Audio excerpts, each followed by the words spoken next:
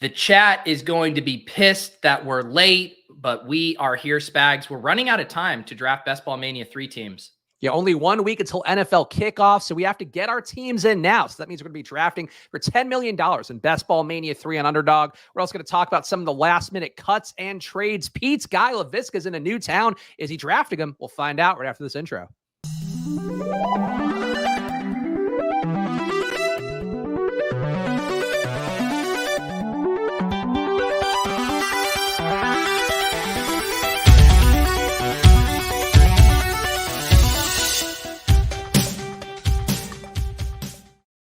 Hello, everyone, and welcome to another edition of Splash Play, the fantasy football podcast for every game under the sun. And once again, I'm Chris Spags, joined by your friend of mine, Pete Overzet. Pete, how are you doing? And are you ready for going 5 days? Pete and I were talking about this before the show, but I got to promote. Pete, are you ready to go 5 days a week on Sirius XM next week?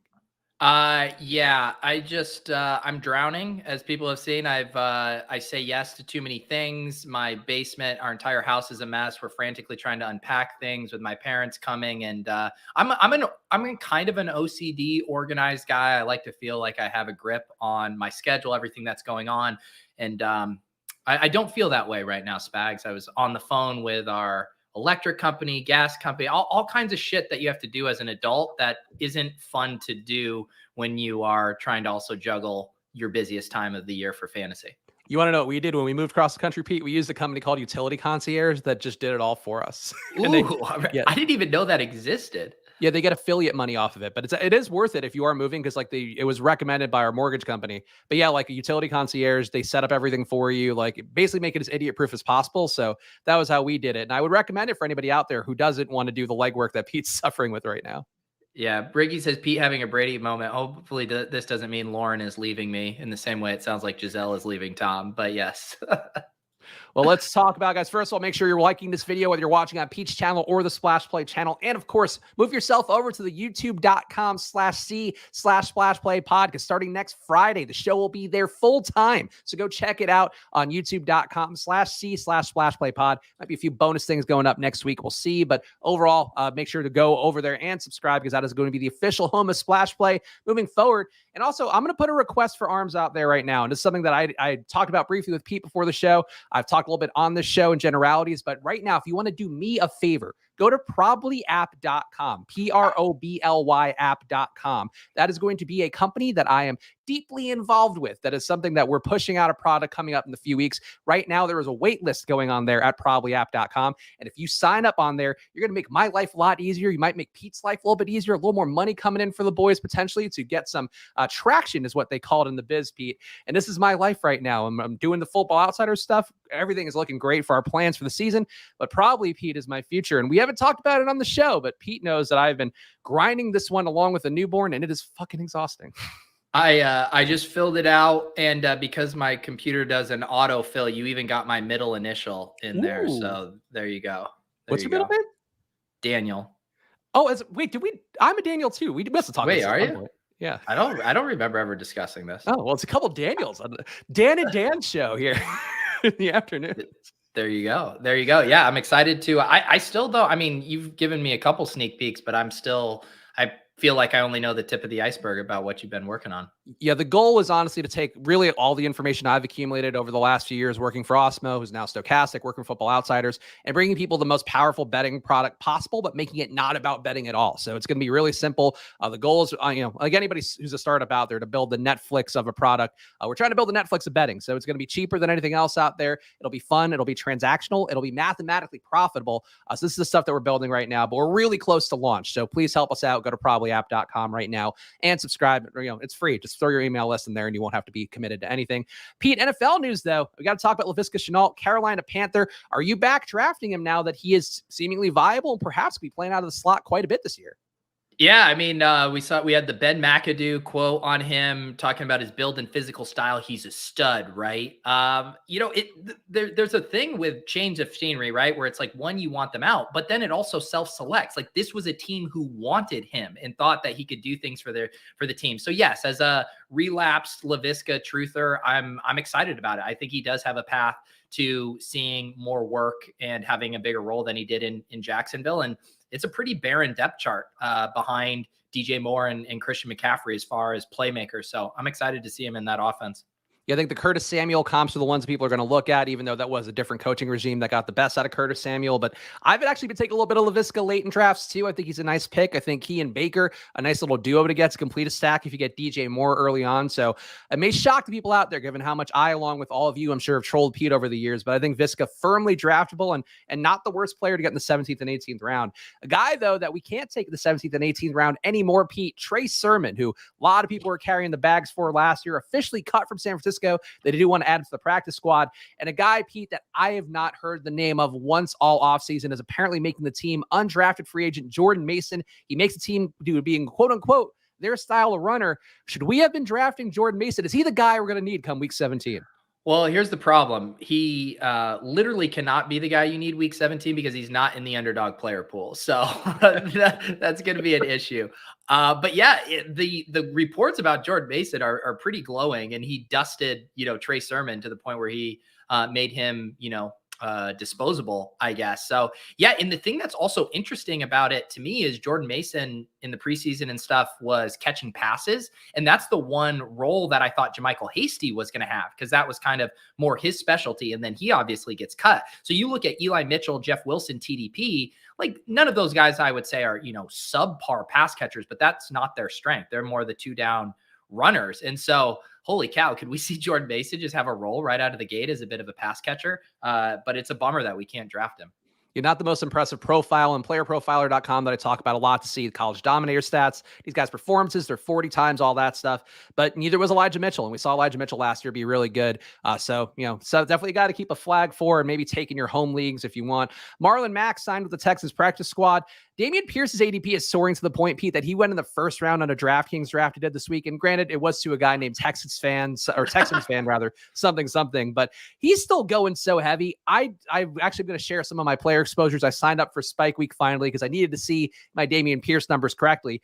And I was getting him, Pete, 11% exposure to Dameon Pierce at the 133 spot. I think it is a ginormous mistake to draft him in the first, second, third round right now. People are doing it. Are you doing it at all?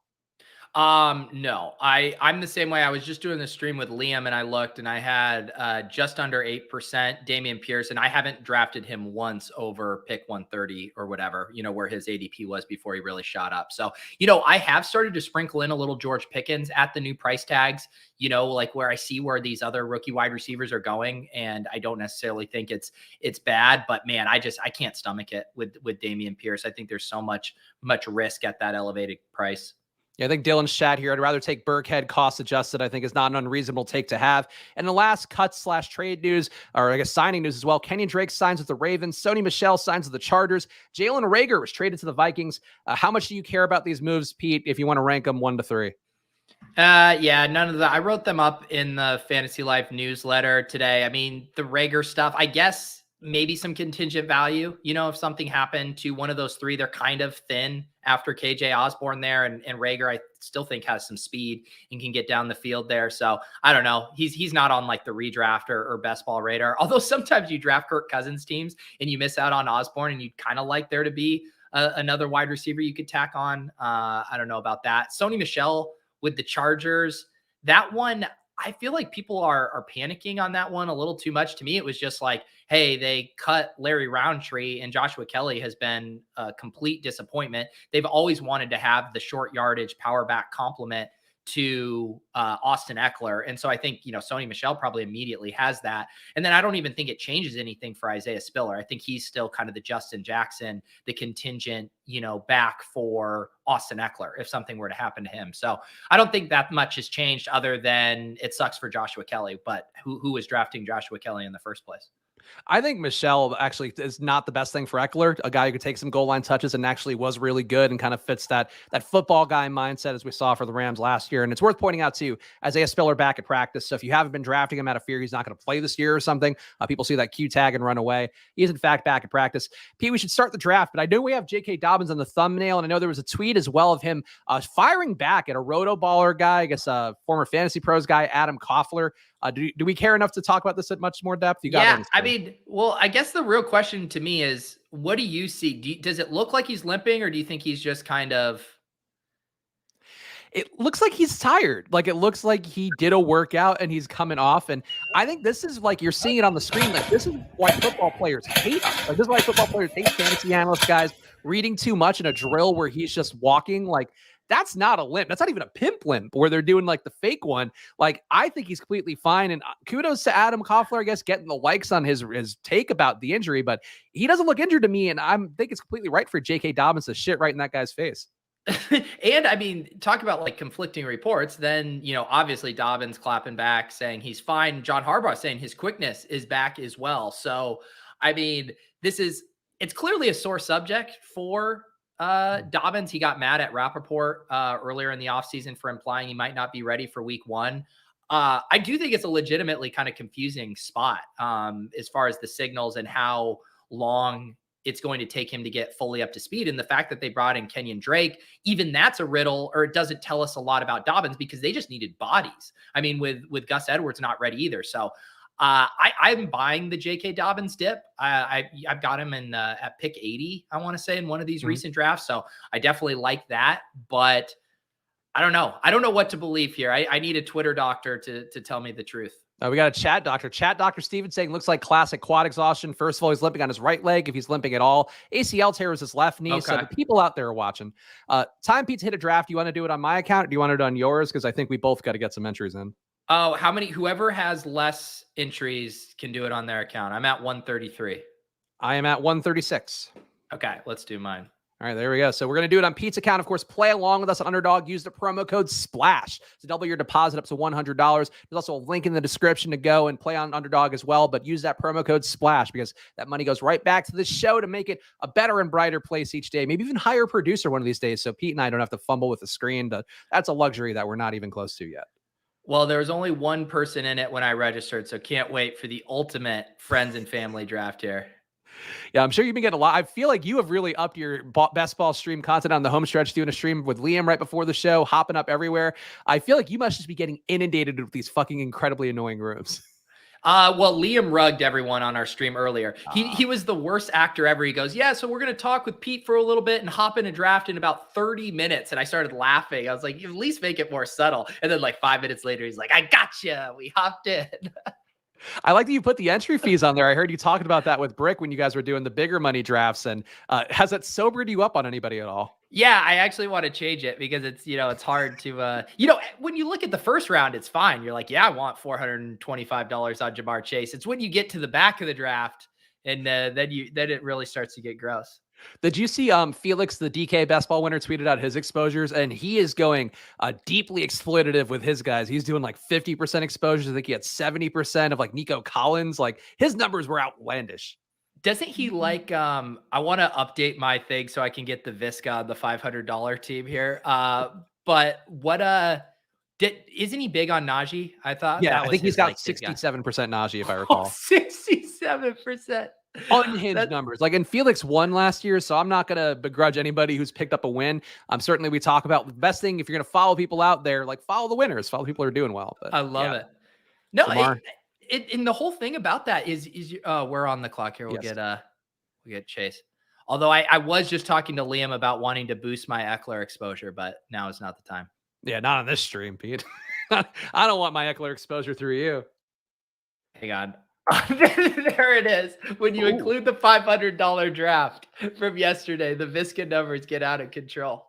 Respectable 7%, though. You're probably above the field on that. So you're doing your job carrying the bags for your Visca love. Oh, and I must have Adams in a couple of those Bulldogs. A lot of cheddar writing on Devontae Adams. Oh man, I actually need to add this to my Brick Caddy now because I want to see these numbers. And I don't think I have a ton of guys over 1,000 because I'm not doing the high dollar drafts like you guys were doing. I'm just doing the best ball manias and the puppies and occasional Pomeranians. Also worth pointing out, 67% Najee Harris for Felix. He has spent $4,526 on Najee Harris. That's a lot. Actually, this is actually kind of fun. So Zach Wilson is Felix's higher dollar QB or highest dollar QB. Pete, do you want to guess his exposure to Zach Wilson and how much he's spent? Oh God. It sounds like it's outrageous. Does he have like 40% Zach Wilson? 47% Zach Wilson, 28.59 spent on Zach Wilson. Wow. This is just underdog too, so I'm sure Felix is throwing some bullets out there on DraftKings as well. On underdog though, Pete, do you want to guess his highest exposed wide receiver? And this is a guy deeply late in drafts, but interesting choice. Deeply late in drafts. Zay Jones. Nico Collins, 48-36, 65% exposure to Nico Collins. Wow. I'd be curious to know how much of that was pre and post John Mechie. Yeah, I would think some of it's got to be pre. And then his most exposed tight end, and of course, this is Felix Castro at Crying Buffalo if you want to see what he did for his full exposures. His most exposed tight end, Pete, who would it be? It's a guy who you've actually extolled as being the one guy you can get a tight end after the elite tight ends and feel okay about to still have a 2 tight end build. Oh, is he a Hawkinson guy? Heavy Dawson, actually both, but Heavy Hawkinson, 24-67, 42% exposure. His highest exposed guy, Dawson Knox, 39.50 spent, 52% exposure. How much Josh Allen does he have then? Let's see. I'll go back to QBs. At QB, he's got 19% Josh Allen, 1,786 spent. Yeah, I mean, most of the players that I know are like underweight, Herbert and Josh Allen. So I mean, you have to be going out of your way. You have to be taking him mid, late third, 1/5 of the time to get to that exposure.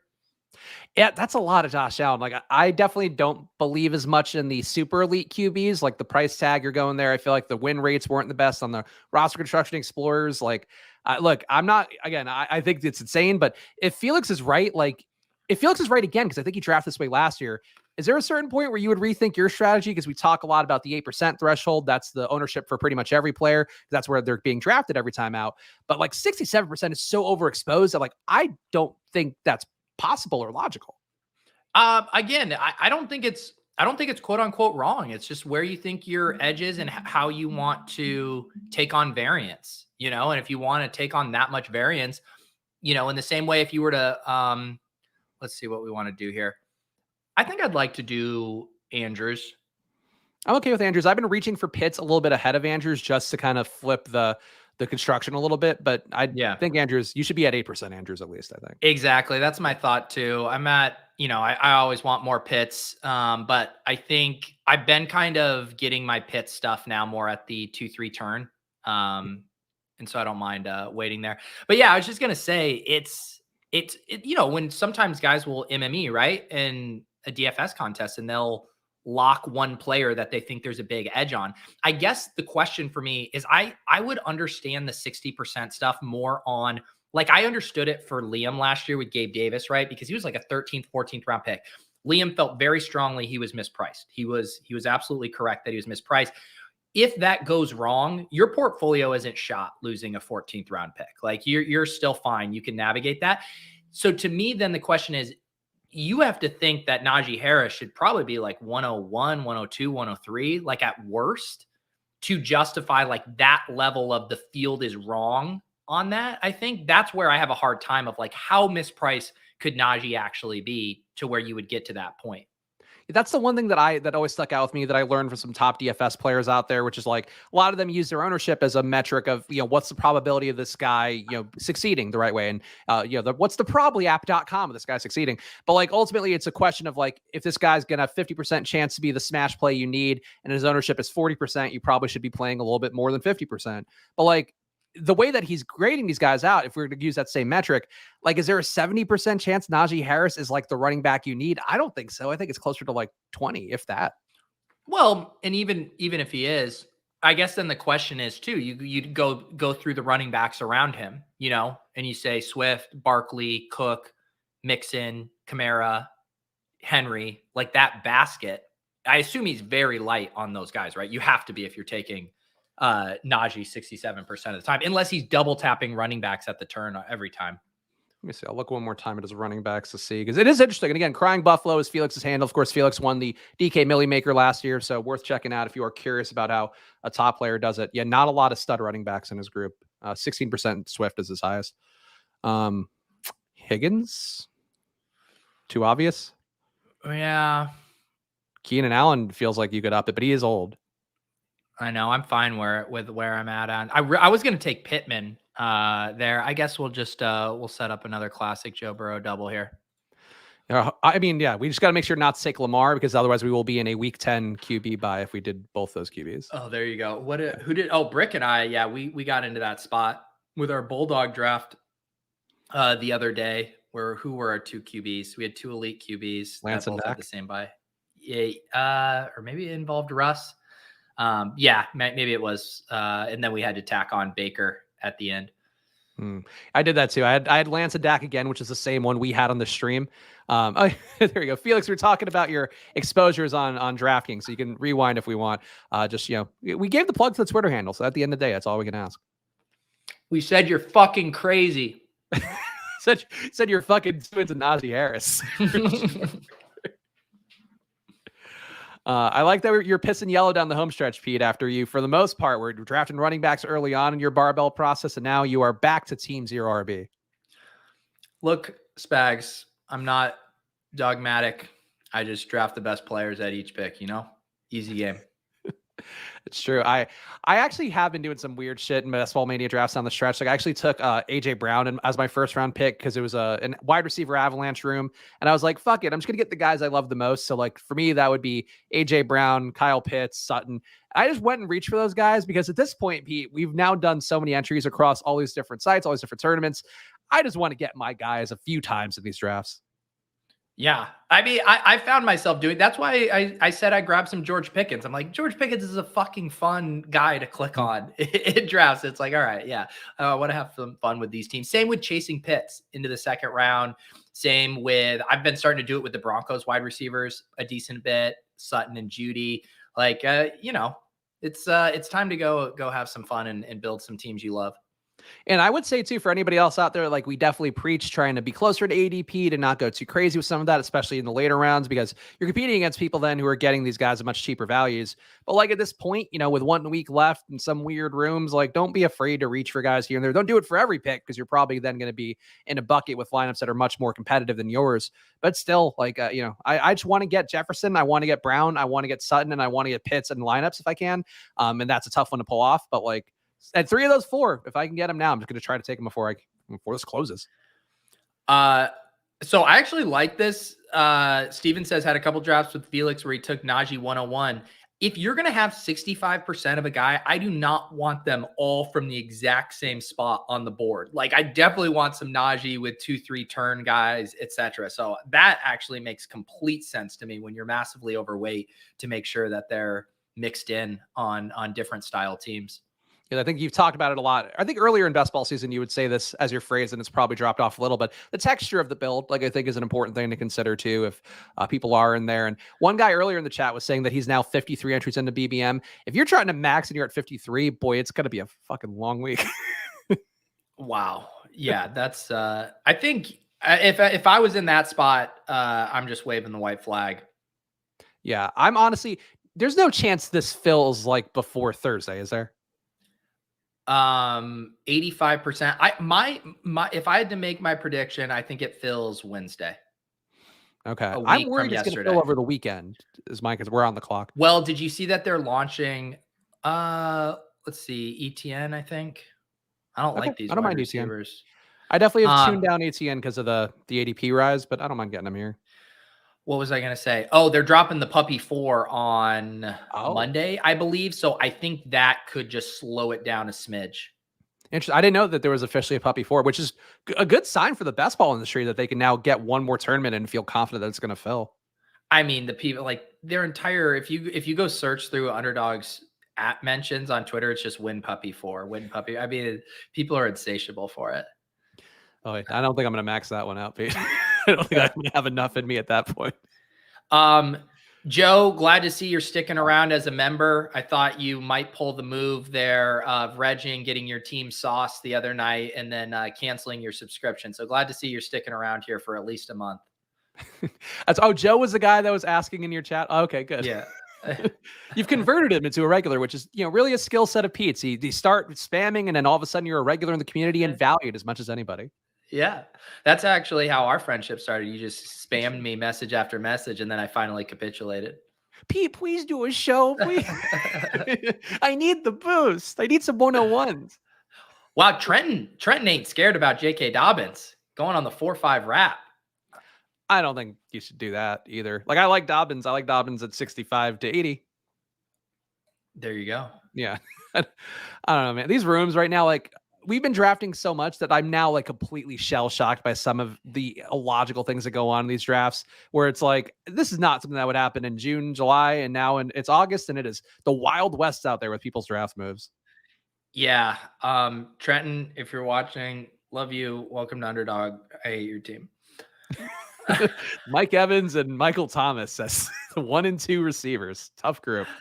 I don't always take Terry McLaurin, but I will take him at pick 53 here if he falls. I think that's nice. You know who's fallen a lot in rooms I'm in? Breece Hall, which I don't get that. So I'm still also not opposed to. So if we take Lamar, we're gonna have and we take Burrow, we're gonna have 2 QBs with week 10 buys. I'm just looking at something real quick. You could take Lamar and not take Burrow with a double stack, and that's gonna probably make you different. That's what I was considering. You know what? I'm gonna get my guy Chris Godwin though. Interesting. Okay. I wouldn't have minded going Lamar there, because like then the thesis that Lamar is gonna beat Burrow even in games where Chase and Higgins go off, and that's not a crazy thing to ask.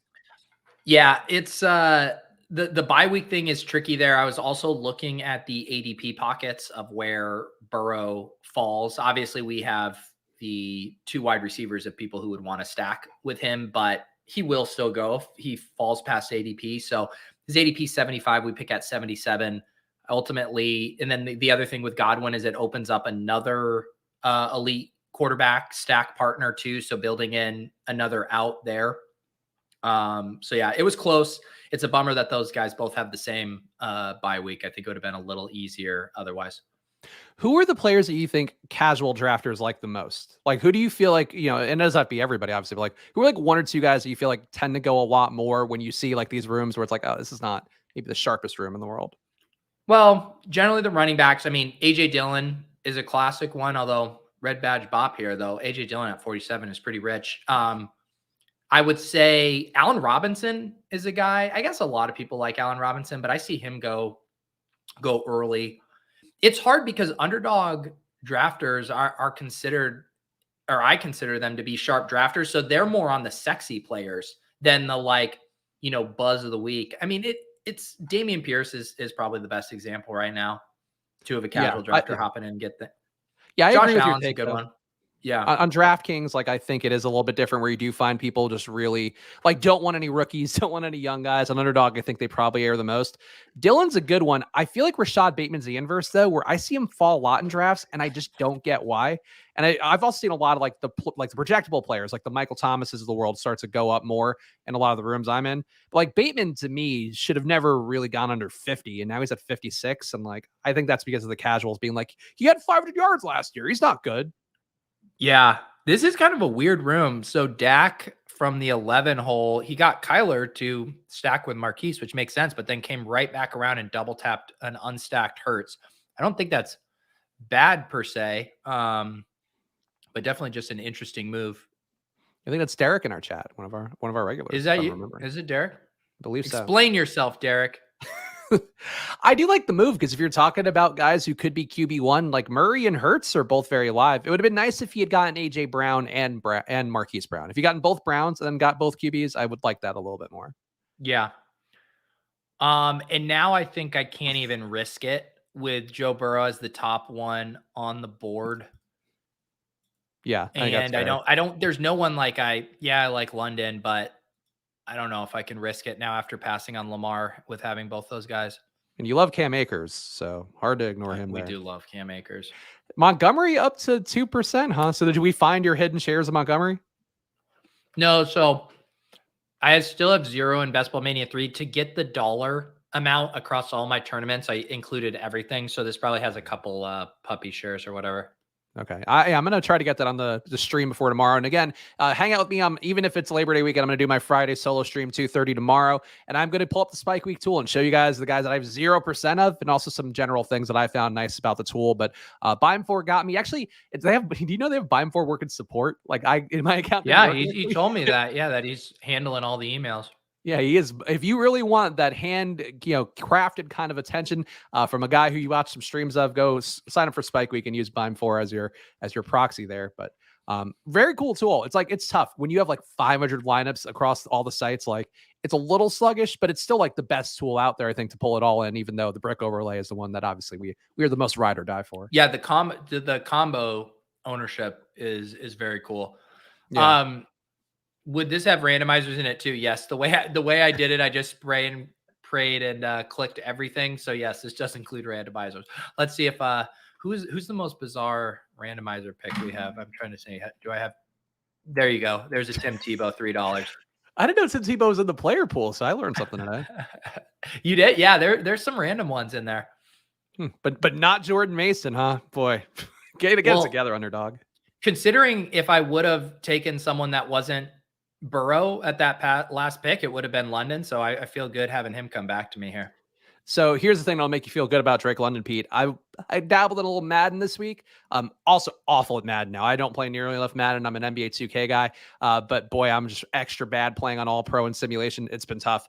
The guy, though, who's really looking good, Drake London. Drake London looks like a monster. I played in Madden. he's really good. Like, he's grabs every ball. Like, he's better than Kyle Pitts in the game, which I don't think will be true in reality. But it was nice to see as somebody who's been a Falcons believer. Yeah, I mean, he's a little banged up right now, isn't he? He was hurt earlier. I don't know if he's still hurt now. It's always like spooks me a little bit with rookies just because there's generally a little bit of a learning curve or whatever. And then you toss on an injury and you can see, I mean, it kind of happened with Rashad Bateman last year, right? Where it took a while. London's not going to miss as much time as Bateman did, but hopefully he's all right. Yeah, I'm getting so my Wi-Fi might be petering. I don't know what the fuck has gone on here. Ever since I switched to Windows, my Wi-Fi down here is a disaster, and it's very frustrating. Some fun home ownership issues for you, Pete. Trust me, I was there. One of the first projects I did when I moved in was have the electrician come and rig me up an Ethernet port for in my office down here, so I could be. Are you plugged in via Ethernet? No, I used to be plugged in my old apartment, and now I didn't do it here because it was fine for a while. And now, like, I'm seeing one Wi-Fi bar on the StreamYard screen, and I'm like, "Fuck, is it gonna make me robot-y or cut out?" And then you're gonna be like, "Oh, I can't hear you, Spags," and then I won't even know if you're fucking with me or not. I can hear you. You are fairly robot-y and clipping, but I have been able to understand everything you're saying. Okay, good. Well, that's better than usual then. You should. It's money well spent to get a Ethernet port set up in your basement. The thing is, like, the actual connections upstairs, it just seemed complicated. But yeah, that might be if we're here long term, that might be the thing I should do. Yeah. Josh asked me for college football picks. I'll pull them up. I'll see what we got in this thing. The goal, though, is for me to soon put out the most probable bets of a given day. So that's something I'm working towards, hopefully soon. But that's where you can find the details of it, probablyapp.com. Boy, I'm gonna fucking shill hard. Pete, you thought I was shilling hard before. Imagine when I actually have my livelihood on the line. I can't imagine. I just imagine you're gonna say probably 100 times over the course of an episode. I'm gonna get my double quarterback here with Brady to Godwin. Are you going to try to potentially get the second buck? Like, are you going to take one of Gage and Jones? Because I feel like we both have had some quibbles with both those guys. Yeah, I definitely, I will say one other thing, because Tyler Johnson was the guy I had like tacked on in desperation Tom Brady double stacks when I got squeezed out. He obviously got released, which makes Scotty Miller, I think, the pretty clear-cut flyer. And with as much age and injury risk that you have with their wide receivers, I actually think Scotty Miller is a decent dart throw. So I won't fully force it, but yeah, I'll be taking a long look at Julio and Russell Gage. I also, I feel like people have been steaming up former Buck Justin Watson a little on Twitter, and I know he made the team and there were some positive camp reports. I don't see how Justin Watson has over 250 yards receiving this year, and I don't think he should be drafted. Yeah. Well, I was trying to get Jack to draft him on our Club Top Shot stream last night, where we only had Mahomes with Mecole Hardman, and instead he took a lacrosse player who's now on the Falcons. But who's a wide receiver but listed at QB? Is that correct? Correct. Yes. Okay. All right. Well, it's tough to stack them up, but it's worth a shot. All right. Am I just gonna put my money where my mouth is on more TJ Hawkinson? I wouldn't mind. I mean, you could flip it and You know take what? Knox if you wanted, but it's a nice discount. Damian Harris isn't bad here either. I think I want to sit on tight end a little bit. Hmm. No, you're right. You're right. I want to get the bring back with our Cincy game. Yeah. Let's Well, do you that. could, yeah. And then you'll probably have one of Cook and Singletary on the way back, maybe, right? Yeah, potentially. And I don't mind playing that game as an Uber shootout with 2 Bills. Yeah, I agree. Yeah, that's the best part of Cincinnati stack is that you can get Singletary, Knox, or Cook in that range, and then you can also wait and get Shakir if you really want to reach and hope for a week 17 guy that pops up, or get Mckenzie. Like, there's a lot of ways to get to Bills, Bengals that aren't just the obvious wasting all your draft capital early, guys. I don't think I've gotten on the Shakir train. What am I at here? Do I have any Shakir? 25 bones on Man, I like Khalil Shakir. Shakir a lot more than that. Like, I don't think he needs to be 8%, but I feel like he should be 4 to 5. I think he's pretty. I mean, trust me, taking stabs on the Bills offense, I get, but they've been like very slow to bring along wide receivers. Gabe Davis had essentially a red shirt year. They've had some other guys that were similar caliber to him, like Isaiah Hodgins, who was a pretty interesting prospect, never got off it. Mckenzie, it took a while for his role to expand. So I don't know. They seem to have kind of a veteran deference there. I guess if Khalil Shakir is just really, really good, or there's a big time injury, I could see it, but I'm not taking him as a one-off. Are you taking him as a one-off or just in Josh Allen and Burrow stuff? I'll take him if like I miss out on all the Buffalo bringbacks and I want to get somebody at the end of a draft. If I have a Cincinnati stack, I'll take him as kind of a flyer guy late. I think the thing for him is like, if you don't get Diggs, you don't get Davis, you're inherently saying these guys aren't going to be as worthwhile or not going to be as necessary. So one of the ways they're not necessary is like they don't play or they get hurt or something. And Shakir is like a guy I think everybody mentally filed away, like, oh, he's a slot guy and he lost that job. Now there's Mckenzie, there's Crowder. He's actually been really good outside in the preseason and had a lot of training camp reports about being very good. So like I think he's worth it because like if Davis goes down, like Shakir could be Gabe Davis and nobody's drafting him. Man, and this is what happened when you take Josh Allen unstacked and then you start to get spooked and you reach for Isaiah McKenzie, 22 picks ahead of ADP there at pick 108. So Isaiah McKenzie at 108 or Khalil Shakir at 205? Well, yeah, if I was TD Vulture, I would have just taken Singletary there. Kind of already have a little bit of a zero RB room. Singletary would have fit that good, and then been a little bit more patient on Mckenzie, I think. Yeah, it's a tough reach. Like I like Mckenzie, but I don't know that he should be in the 100 range. Well, it just goes back to that thing of, I mean, how much more upside is there on that at that price? It's crazy how much he's risen up, whereas like Hamler has stayed mostly flat. I know we've talked about this a little bit, but like Hamler to me is a much higher upside guy than Mckenzie. Another classic TD Vulture who I don't think I've ever seen commenting on the streams, but right after his name is mentioned, he comes waiting back. For a moment like that. I am going to do Julio here at ADP, and wide receivers getting wiped out here. And I'm still not even opposed to tripling Brady, but that one seems easy. I would have liked if Singletary fell to us there. I think Singletary. I would have taken Singletary if he was there. Yeah, he is one of my favorite zero RB running backs, as I've learned. I also got with the Spike Week tool, the DraftKings exposures, and boy, have I haven't been playing quite Felix exploitatively, but I've been drafting 32% Debo, 33% Trey Lance. I had no clue because you can't see it on DraftKings. Yeah, I mean, where are you getting Debo on DK? I can pull it up. I think I'm getting him. I'm a little bit ahead of ADP, getting him in the 17.3 ADP range, which I guess is minus 3.2 from where he is. But yeah, but like huge value on Trey Lance. I'm getting Trey Lance at the 85 spot on DK on average, which it's a really fun tool. It's a Spike Week tool. It's worth the $30 or whatever to pay it for 1 month because like you really get some insights into how you've been drafting. And they also have the ADP value added where like they'll calculate your lineups and how much ADP it's gained, which is a tool that I've been like, oh, that'd be really cool to have. And there are some out there where I have like 275 spots in ADP I've gained, and it's not like just Dubs or somebody, but it's like 10 different guys that have jumped up, and it's like, ooh, these feel like really nice lineups. Yeah. Fried says, I always keep in mind where guys were going early in the season. You're playing against all the other teams that got Mckenzie super late.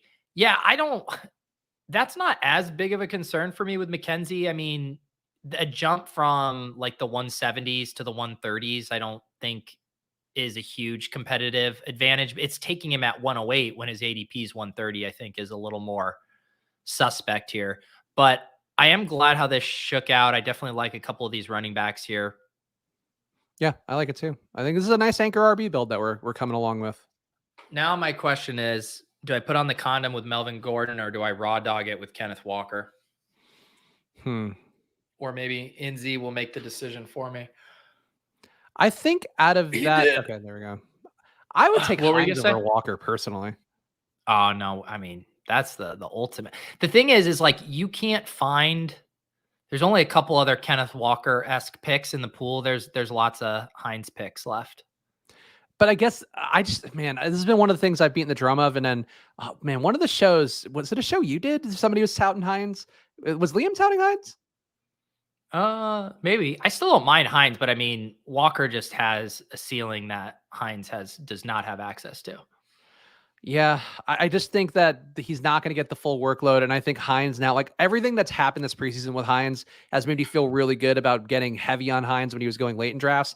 Like, I think he's now the contingency value. Like, we actually didn't talk about this one, but Philip Lindsay getting cut, I was kind of shocked by because I really thought he was going to be like the hammer back to back up Jonathan Taylor. Me I think too. if Taylor goes down, like, you're going to see a lot of touches for Hines. And I think even if he doesn't go down, like, you're getting that Herbert role where he's going to take something off the plate. So I think Hines to me, like in a 0 RB build, like there's a lot of upside. And also like Kenneth Walker, maybe he doesn't play. He's got a hernia right now. He'll play the season, I think. But like Hines will be active and contributing, I think, every single week. For sure. And I just think he has a specific role. And I do think it gives me a little more confidence that Lindsey was let go, but Deion Jackson just beat out Lindsey. So I don't know if that much actually changed.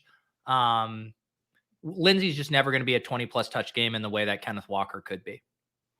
Okay. All right. I'll acquiesce to that. I mean, certainly the player profiler comps to LaDainian Tomlinson will always stick out in my head for Kenneth Walker. And it just feels like everything, like Geno being the QB, I don't love for anybody in Seattle. Obviously, we all know Drew Lock would have been the guy that gives him a chance to win.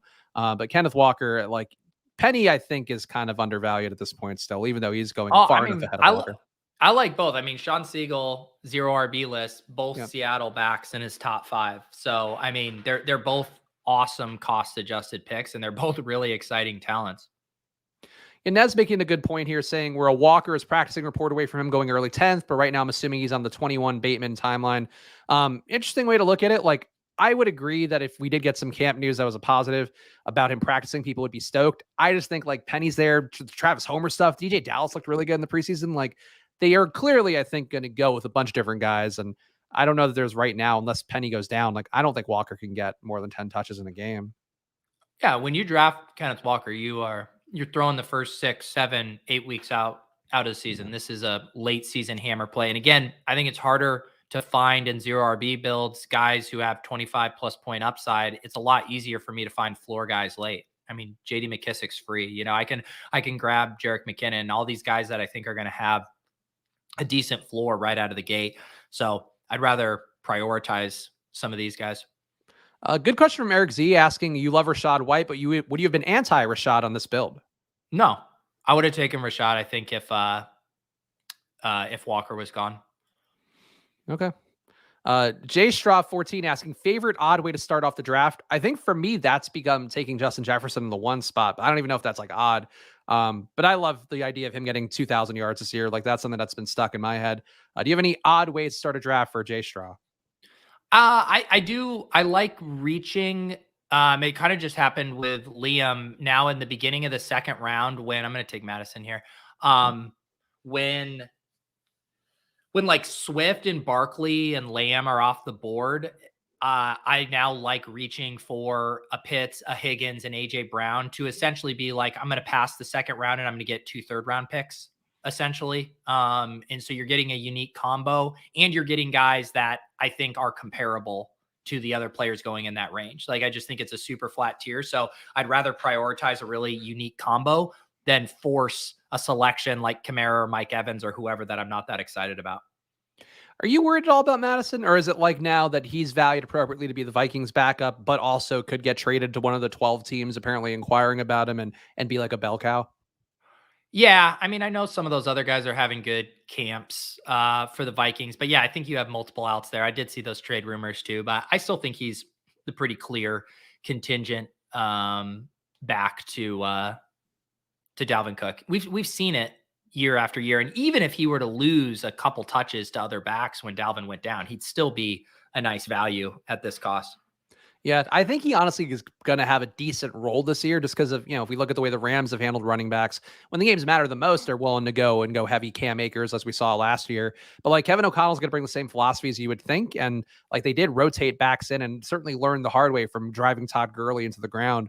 Like I think Madison's going to have a role now. And if he gets traded, it's kind of like Kareem Hunt, where if Kareem Hunt got traded, great, he might have more opportunity. But even in Cleveland, like he's going to get some touches. Yeah. I forgot to tell you, I do have a hard out at 3:30. So everyone, if you're watching this draft and you're in this draft, I need you to not use all the clock. Can you please snap pick? And I will do the same. Yes, please Man, be fast. ugh. What are we going to do here? I mean, we need some running backs still. I would say that. Are we? Yeah. How many running backs are you looking for with an ATN anchor build? I think it's a 6 build. I am going to take Pacheco. Yeah, I don't. Pacheco's hard. I still take him sometimes. I have no feel for Pacheco right now. Like, especially now that Rojo made the team, like it does feel like it's a little bit tougher. Yeah. I don't even like Pacheco, but I think what the team has showed us, I think at pick 150, it's completely reasonable. I do to parrot a Davis Maddock saying, one Chiefs running back in every draft, not necessarily CEH, but man, Pacheco, McKinnon, or Rojo, like I like taking bets on all of those guys. Pete, I'm just going to put this chat on the screen. You don't have to comment. I just feel like it just had to be pulled up. Well, I wish that was the case. GA007 asking, and he's one of our regulars, so we should probably make sure to promote it more. The show's officially going to be moving to the Splash Play channel next Friday. We also might have a time change because Pete's schedule is obviously going to be insane with the Fantasy Life show, so make sure you are subscribed. I think we're going to look probably doing Friday mornings, but just make sure to subscribe over to the Splash Play channel, youtube.com/C/SplashPlayPod, and you can also get my solo stream tomorrow. What a bonus for the people out there. What's the hook tomorrow? I feel like you normally have a hook for the draft. I think it's going to be my 0% guys, which are going to be alarming to people who are going to stumble upon the thumbnail. But I'm really going to try to go for the thumbnails too. As we saw some results with the one I did earlier this week, Pete, where I just had like the one word on it. I think it's going to be like, no, and it's going to be one of the guys. And I'm just going to reveal all my 0% guys. And it's like Derrick Henry. It's a Nick Chubb. I have 0% Nick Chubb. Wow. Wow. 0% Nick Chubb. What do I have? 7.2%. Okay, that's probably the right way to do that. I would think, but I went all in on a thesis, and we'll see how it goes. It's an interesting thesis. Why are you out? Why are you out on Chubb? I mean, to me, it seems pretty obvious that he could have a 30 burger one of the playoff weeks and be a guy you need. So it's more so that I don't believe. So I don't believe. It's not a bit, to be clear. I don't believe in running backs overall, and I think this year will be the year that we see not a running back. I mean, if I really want to hot take it, not a running back averaging over 20 fantasy points per game. Last year, Taylor averaged 22, led the league there. If somehow there wasn't a running back that averaged over 20 per game, you probably don't need any running back early, is my thesis. So if that's the case, why even waste time doing anything besides like just drafting late running backs and hoping one of those guys can get to 15 a game, or 15 when you need it per game? That's how I'm drafting this year. I think you might find holes in that as somebody who's drafted a lot year to year, but I feel really good about the teams I've built because of the fact that I'm willing to make this buy-in at the jump. Yeah. Hang on one sec. Oh, fuck. I was going to take Mostert. Oh, I like Mostert. Let's see. Zamir White, never an issue with him. I guess you got cheap McKissick. Yeah. You did mention him before. Yeah, McKissick might. I guess maybe McKissick might not come back. I can't. I'm going to keep bumping these Zamir numbers. I love Zamir White. Like the fact I've been drafting him all off season, because of the chance that he might get some run, might be the guy that replaces Josh Jacobs. But like he's still going cheap enough here. Cost average, I think I'm getting about like 190 ADPs, but like still 160. Like he could be an absolute monster by the time week 17 rolls around. Yeah. Yeah, the chat pointing out, I mean, I'm pretty sure most of my Chubb exposure is mid to late third, where he will slide sometimes. He's definitely not a guy I'm reaching for, but he opened up the year kind of at the 2-3 turn and has now kind of dropped back. What is his ADP? He's definitely mid third now, 26.6. I guess he's still going. I guess it's only in my drafts he goes later. In the average drafts, he goes early third still, I guess. Yeah, I would just rather have one more wide receiver, or like when Pitts was going there, going that way. So that's the way I've been drafting. And if I'm right, we'll be talking about it on every show. And if I'm wrong, we'll never mention it again. Josh wants to know, who are your favorite last round players to target? Kyron Williams. Yeah, I think Kyron Williams is a good one. My favorite are either my guys, which are like Jeff Wilson and Eno Benjamin, or getting off the board, getting like pretty wild. Like I talked Liam into taking Treston Ebner with our last pick in our draft earlier today. Yeah, I would say I'm with you on Kyron Williams being a good one. I was actually trying to get ahead of him a little bit before he became more of an in vogue late round pick, and I haven't ended up with a ton because I don't know why. But he's one for sure. I think Khalil Shakir again, Zach Moss. If you don't get one of Singletary and Cook, it's mostly like, is there a guy here who's going to be in the mix who could supplant one of the guys that you missed out on early? And I think that's the way I would try to draft. Yeah.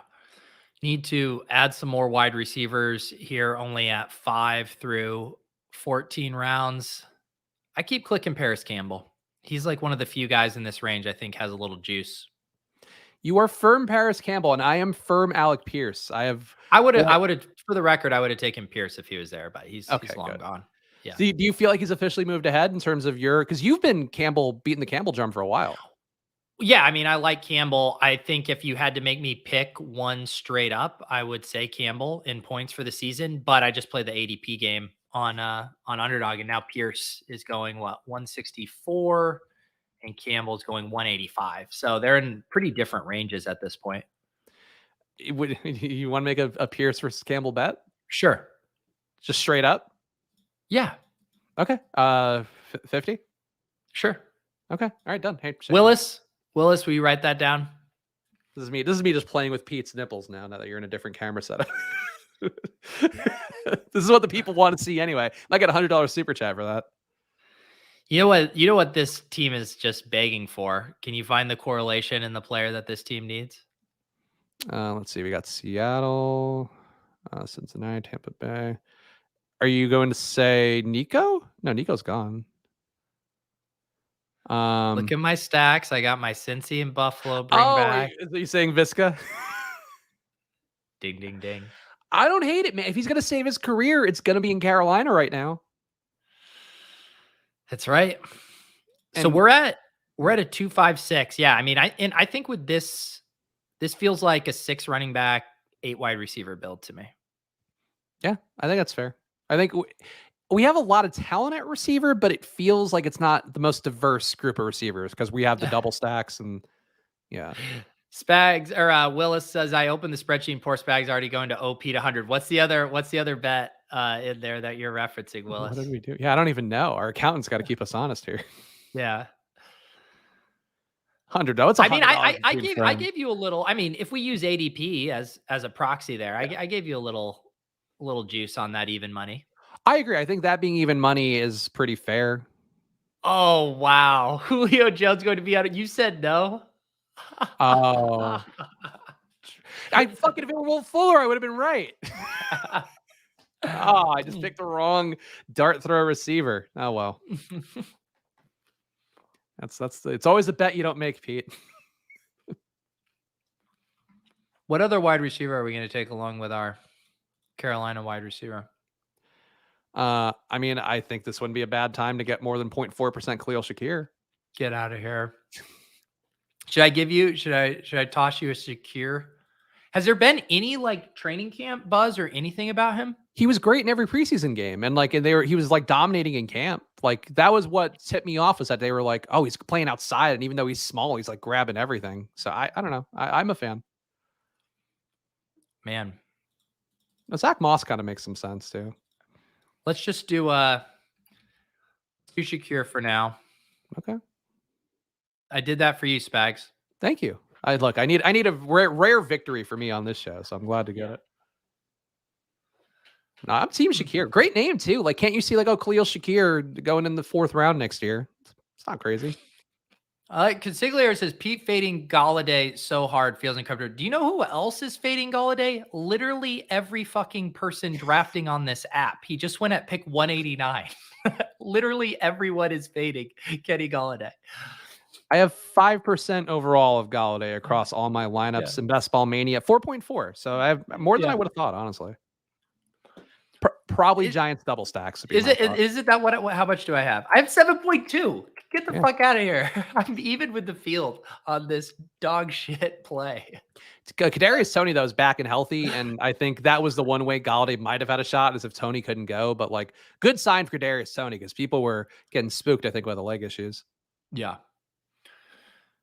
I'm not opposed to starting to mix in some Shepherd stuff. Did Richie James make the team? Is that a thing? I don't actually know. I didn't see if he got cut. I don't recall seeing him get cut. Yeah. Okay. Because I was taking some of him when we talked about not taking Slayton. Slayton didn't get cut either, though, did he? You got to tell me. I didn't. All the news that I saw was all just like running back cuts were the only things I really noticed. I didn't see any. There weren't any, besides like Tyler Johnson, like there weren't any big. Yeah, Slayton will remain with Giants to start the 2022 season. A lot of these guys we thought would get cut just didn't get cut. Yeah. Well, did you see like what the Packers did? Where they're only carrying Aaron Jones and AJ Dillon? People were into Goodson too. There are people in the chat who were telling us to take Goodson in some of the drafts. Roll the clip, baby. Get that week 17 bring back. Tom Brady throwing dimes to Julio and Godwin. Visca running the Wildcat and garbage time on the other side. Sounds incredible. Would you take Visca, like, objectively? Is he a better play now than Deonta Foreman? Well,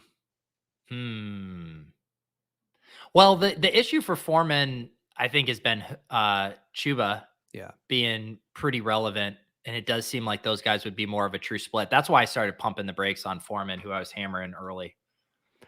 All right. We got about 1 minute left till Pete's hard out. So what are we just going to let the people fill in their own conclusions here?